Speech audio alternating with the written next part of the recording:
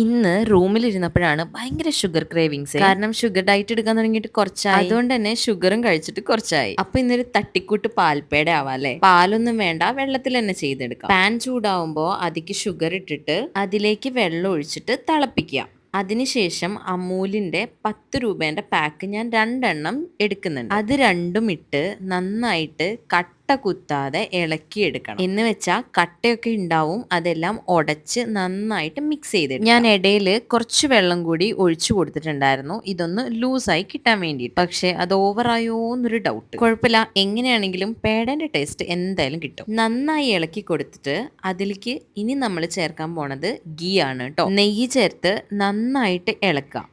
ഈ ഒരു കൺസിസ്റ്റൻസി ആവുമ്പോൾ സ്റ്റൗ എല്ലാം ഓഫ് ചെയ്തിട്ട് ചൂടാറിയിട്ട് ഫ്രിഡ്ജിൽ വെക്കുക. തണുത്തതിന് ശേഷം ഷേപ്പ് ആക്കാം. ഷേപ്പിലല്ലല്ലോ കാര്യം, ടേസ്റ്റിലല്ലേ കാര്യം. ഷേപ്പ് ആയില്ലെങ്കിലും സെയിം ടേസ്റ്റ് കിട്ടും. ട്രസ്റ്റ് മീ ഗൈസ്, അടിപൊളിയായിരിക്കും കേട്ടോ.